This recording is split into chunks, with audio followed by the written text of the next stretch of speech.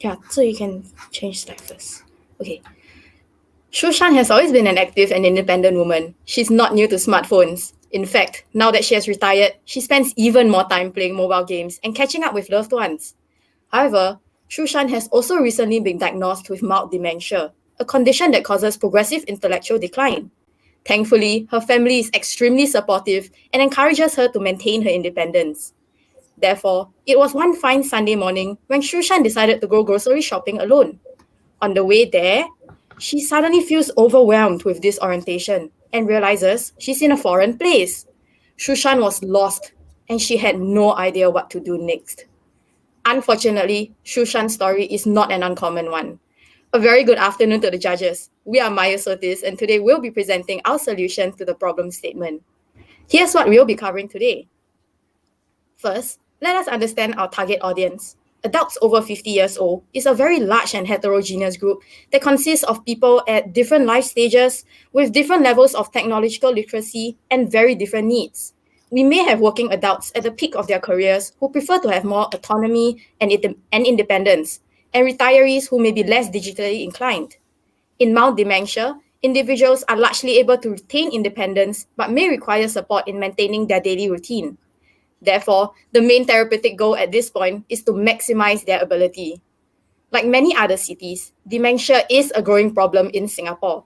Currently, 1 in 10 people aged 60 and above has dementia, and this statistics is expected to increase as our population ages rapidly to about 1.8 million seniors by 2030. Despite this, the current support for persons with dementia, PWDs, are limited. There are caregiver support programs which target caregivers, and even though dementia daycare centers are available, it is unsustainable and impossible to keep up with the increasing dementia population. The current direction for dementia care is to support PWDs to live independently. This is where technology can help make that happen. In Singapore, we currently have the Dementia Friends app and My House of Memories app. However, the Dementia Friends app relies heavily upon the individual's goodwill and good luck when locating wandering PWDs, and is an inadequate safety net for them. Whereas My House of Memories serves primarily as a cognitive rehabilitation platform that helps slow down the cognitive decline experienced by PWDs. Ultimately, as dementia is a progressive disease, there is a limit to the effectiveness of such activities, and more needs to be done to help PWDs in other aspects of their daily living. Overall, the current solutions are limited, as PWDs still avoid leaving their homes due to fear of getting lost. There is also a lack of support for PWDs to exercise their independence with their daily activities. This is contrary to the mental stimulation they require. Thus, the current dementia care framework is unsustainable. We shall now present to you our app, Myosotis. Do scan the QR code here to access our prototype, or you can check out the chatbots for the link. Our app aims to support persons with mild dementia via 3 key approaches. Firstly, to maximize their potential for independent living at home and in the community. Secondly, to provide a safety net for them as they continue going about their daily routines. And lastly, to encourage them to take charge of their own psychological well-being. Myosotis consists of a phone app which is synced to a smartwatch. At any time of the day, if Susha needs to find her phone, she can press the red button on the watch and her phone will ring loudly. Her son also has the app downloaded to his phone. However, the app will mainly be used by Sushan. Now, let us explore the app together. Here's the home page. Sushan can easily navigate the different functions of the app using the taskbar below. To maximize Sushan's independence, our app has a calendar and reminder function to help her maintain her daily routines, a one-stop activity platform to keep her engaged with the community, and an accomplishment page to review her completed task. Our smart calendar learns the user habits and gives individualized prompts. Here, our elephant mascot, Bobo, noticed that Sushan has not gone grocery shopping for a week, which deviates from her usual habits. Following Bobo's prompt, Sushan scheduled a reminder to go grocery shopping this coming Saturday. Now, Sushan is feeling a little bored at home and wants to join some dementia-friendly activities. With our one-stop activity platform on Myosotis, she can conveniently find and make bookings all within this platform. Under accomplishment, she can review her completed task. If she allows, her son can also monitor her completed task. It's Saturday now, and it's time for Sushan to go grocery shopping. The watch will ring to remind her. Sushan went to shop alone and suddenly feels very disorientated. just like before. However, this time she's wearing our watch. The watch detects that she's experiencing high stress and issues an alert. The display orientates her to her name and current location. She can either press the red button to get help or ignore the alert if it's a false alarm. Once she presses the red button, her phone starts to ring loudly. She then found her phone and able to select the help that she needs. If Sushan does not respond to her phone within 5 minutes, her son will be notified. These stress alert functions provide a safety net for Sushan should she experience difficulties while going about her daily routines. Lastly, we recognize that dementia is a disease of well-being. To help Sushan monitor her mood and take charge of her well-being, every evening the app will prompt Sushan to journal her mood. She may also review her previous day journal to support her retrospective memory. The frequency of negative mood and stress events will be recorded. If the app detects an increase in frequency, which can be linked to possible dementia progression, Sushan will be prompted to either alert her caregivers, her son, or her care providers so that she can seek help. Lastly, we have a community forum function which is separated for PWDs and caregivers. The forum provides a safe space for the community to empower each other by sharing their own lived experiences with the disease and how they manage to navigate around it, providing informational and psychosocial support. We then consulted the ADA research team to validate our Myosotis prototype, and here is their feedback. They commented that our app's recognition of the existing ability of PWDs and target them as the end users. If you recall our 3 approaches mentioned by Vivian, we analyzed our competitors based on such goals. Wandering apps outside Singapore, such as AngelSense and Moxie, help alert caregivers about PWD's whereabouts anytime. However, they give PWD zero control over their privacy. For AngelSense, its text cannot be removed by PWD, while Moxie requires them to be clear-headed in asking for help when stressed. Reminder apps have a singular aim of reminding PWDs to perform their scheduled tasks. However, it provides no incentives and visual proof of PWD's hard work to motivate them in using the app, and MediSafe medication reminders only cover a small part of PWD's life.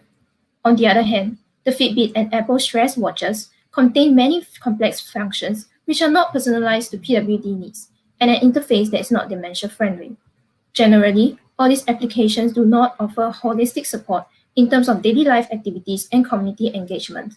The app interfaces lack personalization and warmth, which can affect user acceptability. Finally, the most crucial limitation is the poor balance between ensuring PWD safety while shortchanging their autonomy. Considering that our target group are persons with mild dementia, the lack of autonomy can be the greatest turnoff. Thus, acknowledging what our competitors cannot do, Myosotis is different in our 3 key approaches, which prioritizes PWD independence and autonomy, while balancing it with their safety and well-being needs. The inclusion of personalization features and the provision of all-rounded support for PWD's daily lives. Nonetheless, the ADA research team had raised some concerns. While we strive to achieve the 3 values of our app, we need to balance between the complexity of the app, the cost of technology, and its implementation. Hence, to maximize value, cut costs for affordability, and ensure sustainability, we'll focus on building the most important function first, which are stress detection watch and reminder function. Within our addressable markets, we hope to reach out to all people with mild dementia. Our serviceable obtainable market will be the clinically diagnosed patient who are reachable through GPs, dementia centers, and NGOs. To increase accessibility, we will launch the Myosotis app into current digital markets for users' free installation and place the watch in neighborhood retail stores. To attain resources, we will find suitable partners. We consider working with, firstly, dementia care centers to acquire assistance with user testing and approvals. Secondly, community centers to identify key activities that people above 50 enjoy. And lastly, universities and technological startups for their expertise in developing mobile application and watch technology. Now, how feasible is our solution? Based on market research, we decided to price our watch at $230. The total cost of production is estimated to be $100, which translates to an estimated revenue of $130 per unit. We'll do subsequent rollout by first producing 30 units and then slowly scaling up according to market demand.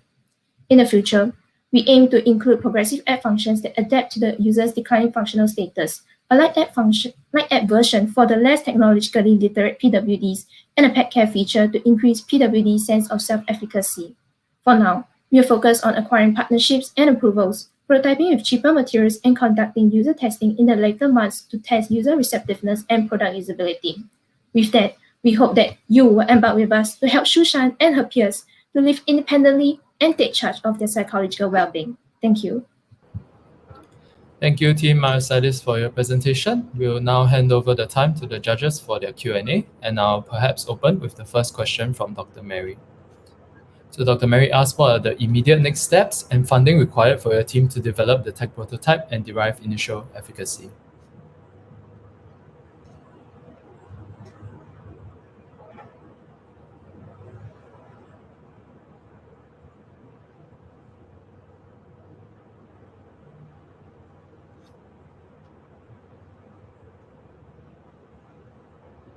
I think the immediate next step that we will take is to search for like participants who are willing to take part in our pilot testing.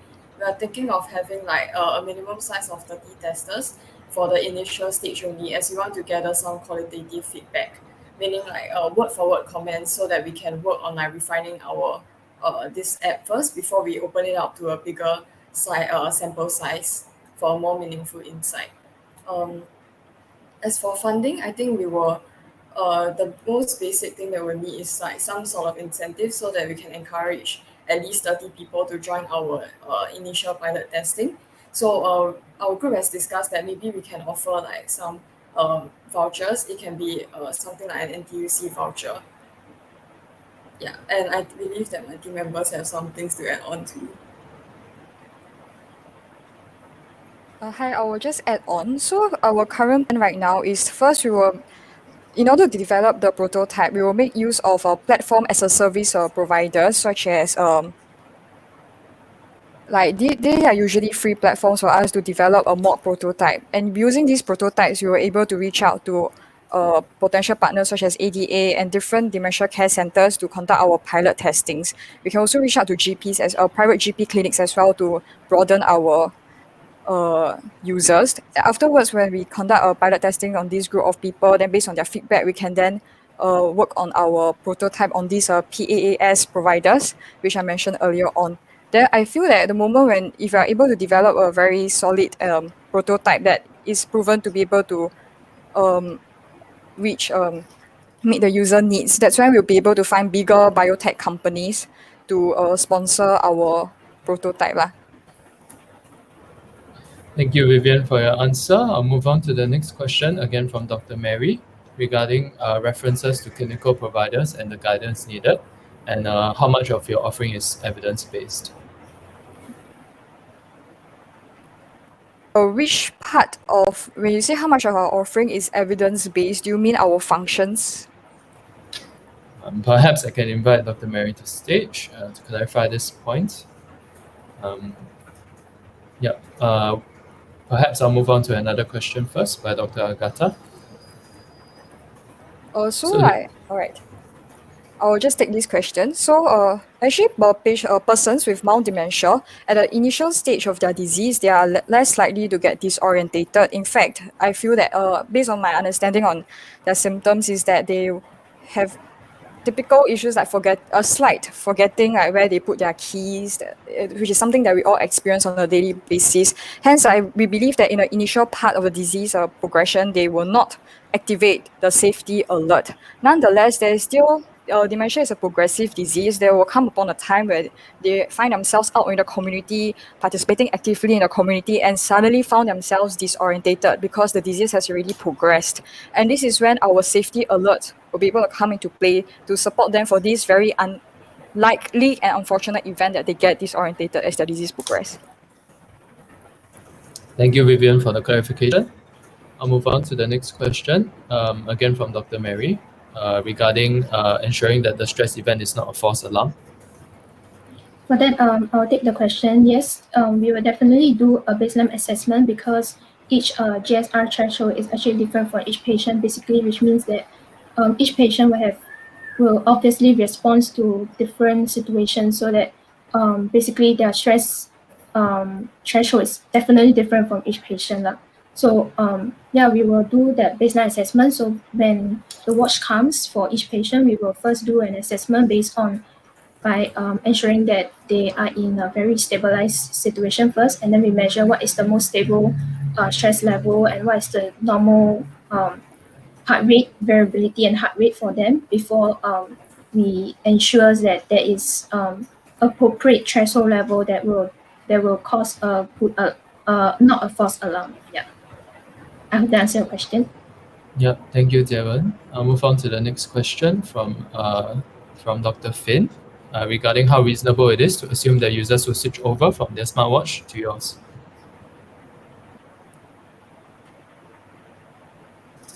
Hi, I will take this question. So firstly, right, because our target population is slightly older people, age 50 and above, with mild dementia. So we believe that currently the smartwatch penetration in Singapore is actually not very high. So we feel that it is not a very big barrier. So like suppose that most of our target population do not have a smartwatch already, and hence if they are convinced of the functions that we are offering, they will be willing to invest the money in to provide that safety net for themselves. Whereas for the small segment of the population who already has a smartwatch, as we have mentioned in our previous competitor analysis, the current smartwatch is more for it's not really meant for persons with dementia, as in like the interface is rather complex, and they also offer other functions that are not targeted towards the needs of persons with dementia. Hence, we think that it's reasonable that users will switch over to our smartwatch because of the very targeted functions we're offering and a easier interface for them. Oh, but just to add on, in a case that there are some people who are more willing to stick with their existing smartwatch, we hope that we can make it such that our app will be able to sync to their smartwatch, especially if their smartwatch has an inbuilt stress detector too, so that it will be more convenient for them to hop over to our app. And currently, based on our market analysis, we found that Fitbit and Apple Watch already has such stress detection function. So if we are able to develop our prototype, beyond the user testing phase, and able to reach out to these companies and they see a potential in our solutions, perhaps we can collaborate with them, as what Caroline mentioned. Yep, thank you, Vivian and Caroline, for your excellent elaboration. I'll move on to the next question from Mr. Lai Fong. If you are somehow able to reach the prototyping stage, and I see this is less of a question, my apologies, it's more of a comment. Perhaps I can move back to the question from Dr. Mary regarding references to clinical providers.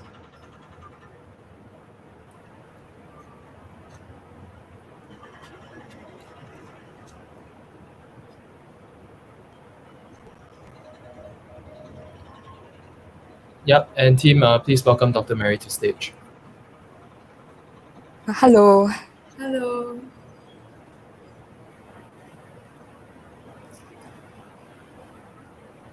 Hi, can you hear me? Yes, we can. Yes, we can.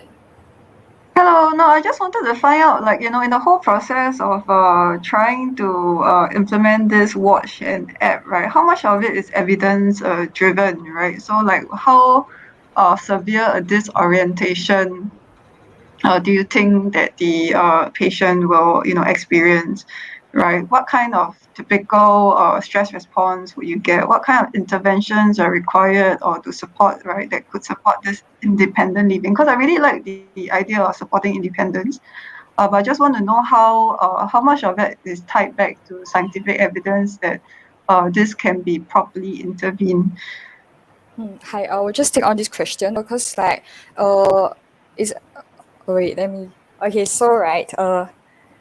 with regards to how often PWDs get disorientated, I believe I mentioned in the previous question just now, it's not something that tends to happen in the initial stage of mild dementia. In the initial state of mild dementia, most of the slight disorientation is just them forgetting where they place their items. Which is also a great source of frustration as well, because I work as a caregiver. Hence, I have encountered personal experiences with persons with dementia every day facing frustrations with finding their belongings. And as the disease progresses, the disorientation can get rather it can really be quite detrimental, in a sense that they do not know where they are, who they are, what time it is, what time of the day. So according to evidence-based practice, the one thing we usually do when we encounter persons who are disorientated is that we will orientate them to the time, place, and person. This is something that is found in the medical literature. So that's why our watch, our interface, we orientate them to where they are and what is their name. Unfortunately, due to the size of the watch, we are unable to really orientate them to the time of the day. So yeah, that's why the first step we do is that we orientate them to their time, place, and person. And then the second step is that assuming that they are orientated enough to be able to find their and the second step is for them to find their phone.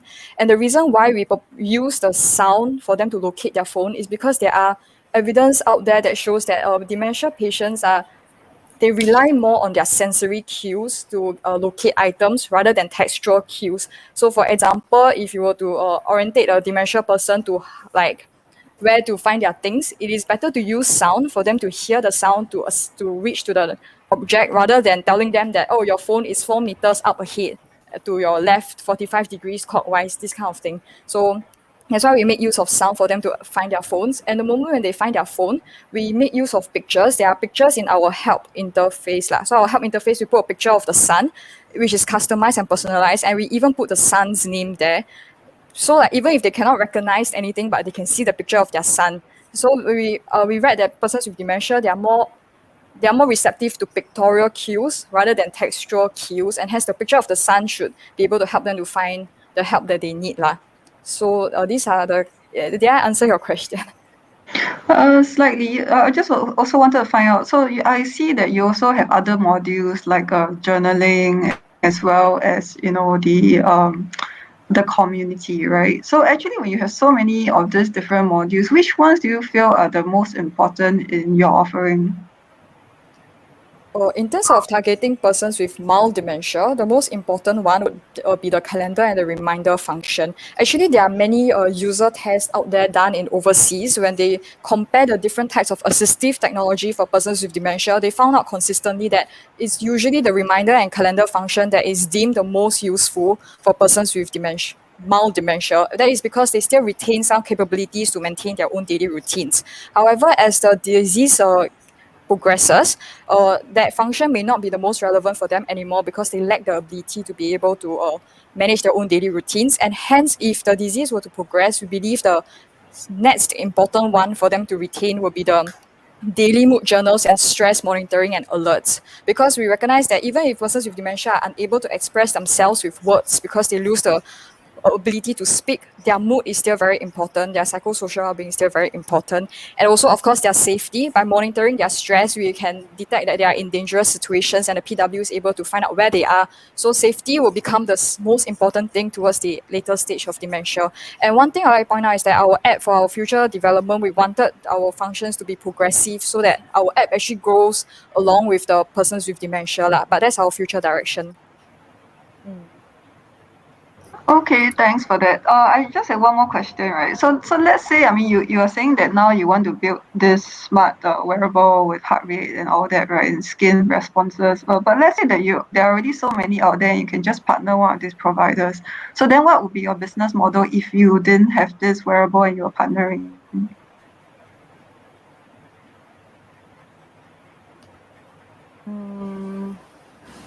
Teams, at this point, may I advise you to keep your answers short? Sorry, if you don't mind repeating your question again. So I'm saying that there's a likelihood that you would rather partner on the wearable part, right? So if that's the case, then how would you monetize your offering?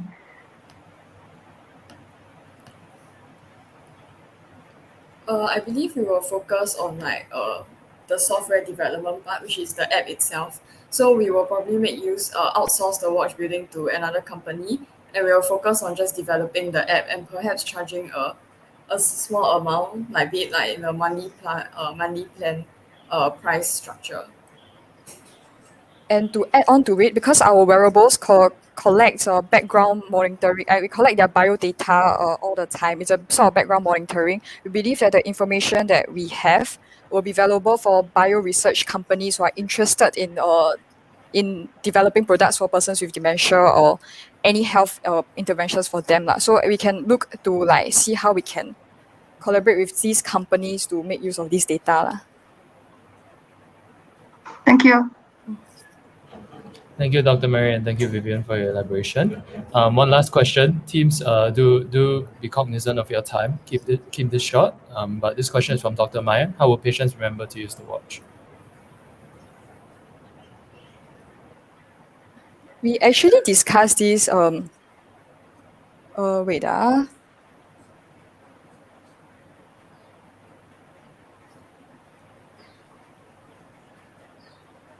so So one way we can encourage our patient to wear the watch is once again using sounds. So if our watch were able to like figure out what is the daily routines of these persons with dementia, the watch could like give off sound in the around that time to remind them like, oh, there's something that has sound. The persons with dementia will walk over and hear what is the ringing thing, and then oh, it's my watch, and then it will hopefully using these sound cues to remind them to wear their watch. And it also like we can also consider like the way that we can charge the watch, because we usually they will charge at night when they are sleeping. So like we'll explore different charging options such that it will, when we charge the watch, it will be somewhere very visible for these persons with dementia, so that it will be right in this front of them, the first thing they see when they wake up. So hopefully these visual cues and sound cues will be able to help them to wear their watch. I just want to add on to Vivian's point is that because we understand that persons with dementia may forget like their belongings, and especially when our technology is so focused on both our watch and our phone, and our watch is used to help them to locate their phone should they misplace it. So it's very important that the watch is with them at all times. So one thing we plan to do is to make it waterproof or water resistant, at least that they can wear it while they continue to shower. So we reduce the amount of times that they need to take the watch off their hands. So essentially, the only time they need to take the watch off their hands is when they are charging the watch. Team, I'm so sorry, I'll have to cut you off at this point. The time for Q&A has elapsed. Just wanted to thank the team for presenting as well as the judges for their Q&A. Thank you. Thank you. Thank you very much. We invite you off of the stage. Thank you. Good job, team. Thank you.